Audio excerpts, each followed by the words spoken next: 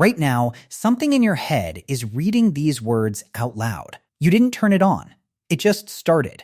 No mouth moved, no sound left the room. And yet, somehow, you heard every single word. This voice comments on your day, replays your mistakes, and argues with people who aren't even there. It feels like the realest, most private part of you. But here's the uncomfortable question we're going to sit with today. Is that voice actually you?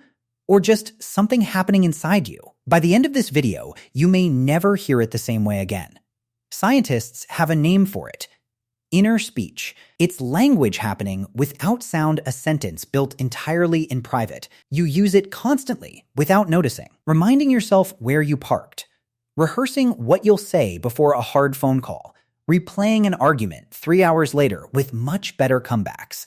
This isn't just quiet talking. It's something more compressed. Out loud, you need full sentences so a listener understands you. Inside your own head, you don't need any of that. A whole plan can shrink into a single word. Late, tomorrow, don't forget. One word carrying an entire situation inside it. But when a moment gets hard, an exam, a conflict, a decision, the voice expands. Full sentences. Sometimes a whole conversation. One part of you asks a question. Another part answers.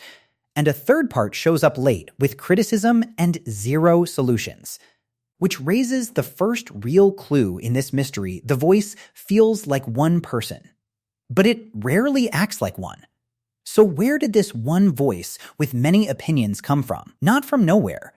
You weren't born narrating your own life. Watch any small child playing alone. They talk to themselves out loud, constantly. This goes here. No, not that one. They're not confused about who's listening. The talking helps them control their own hands, their own focus. Long before that, someone else was doing the narrating for them. A parent saying, "Careful, not yet, try again." Slowly, that outside voice moves inside. The instructions don't disappear. They just stop needing an audience. By adulthood, the outside voice has gone fully underground, but it never really left. It just changed its address. Which means your private voice was never entirely private in the first place. It learned its material from every person who ever talked to you. Parents, teachers, friends, strangers online, even shows you watched growing up. That doesn't mean tiny copies of them live in your skull. It means your brain learned patterns, which words come with danger, comfort, or shame. And now, without asking permission, it replays those patterns automatically. That's why an inner critic can feel both deeply personal and strangely familiar. You're not hearing a recording of one specific person. You're hearing a style of judgment your mind learned to expect. And the same is true in reverse. Encouragement, patience, humor, those can be absorbed too. A calm voice someone once used with you can become a voice you use on yourself. The people around you didn't just enter your life. Some of them moved in. Here's something strange your brain does thousands of times a day. Every time you speak even silently, your brain predicts what it's about to hear. It's already expecting the sentence before the sentence finishes. That's how your brain tells the difference between your thought and, say, a knock on the door.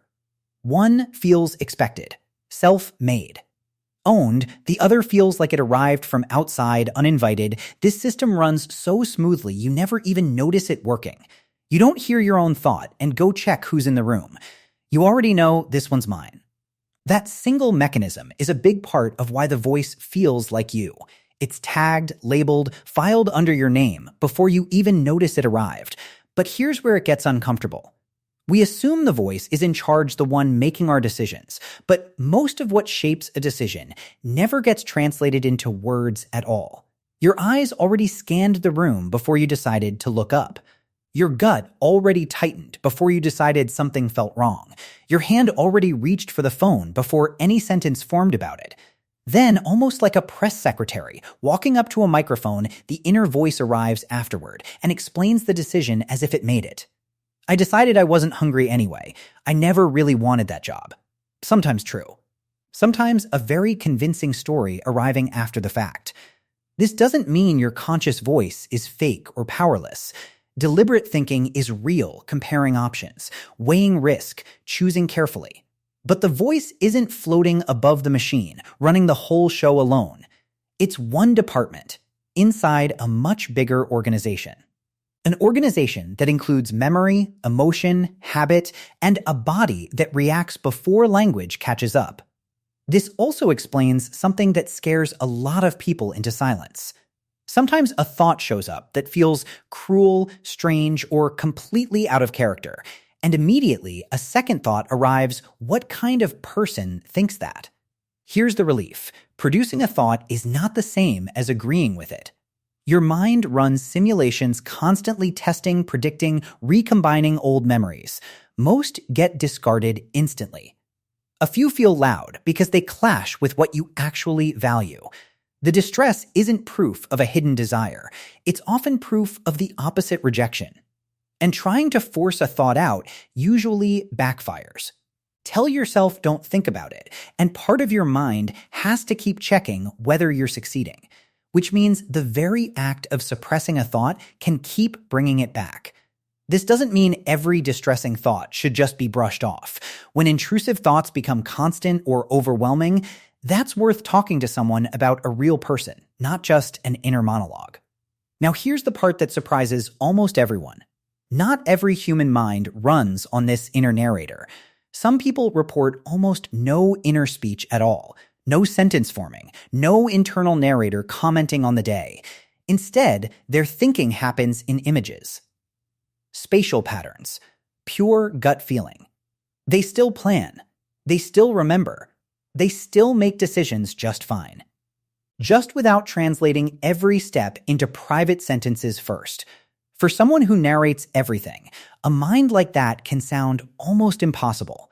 For someone with a quiet mind, constant inner narration can sound exhausting. Neither version is smarter. Neither is more awake than the other.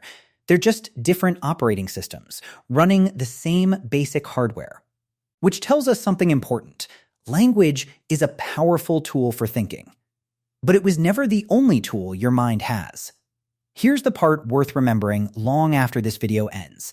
If the voice was built from repetition, it can be rebuilt the same way. Athletes do this on purpose, using short cue words before a big moment. Breathe. Steady. One step. Not because the words are magic, but because rehearsed language is easier to grab under pressure. The same rule applies to how you talk to yourself after a mistake. I failed, and that attempt didn't work, describe the same event. But one builds a wall. The other leaves a door open. Repeating a harsh sentence makes it easier to reach for next time. Repeating a steadier one builds a new path, right next to the old one. You don't have to win the argument with your inner critic every time. You just have to notice it's a voice, not a verdict. So is your inner voice really you? Yes, it's generated by your brain, shaped by your history, built from every voice that ever spoke to you. It belongs to you, even when it borrows a tone you didn't choose. But ownership isn't the same as totality. You are also the gut feeling before the sentence, the instinct before the explanation, the pause before you repeat something someone once said about you. The voice can warn you, rehearse for you, even lie to you sometimes. What it can't do is contain everything you actually are. The voice is part of you. The part that's able to ask this question and actually sit with the answer that's you too. If this made you think differently about the voice in your own head, you know what to do below.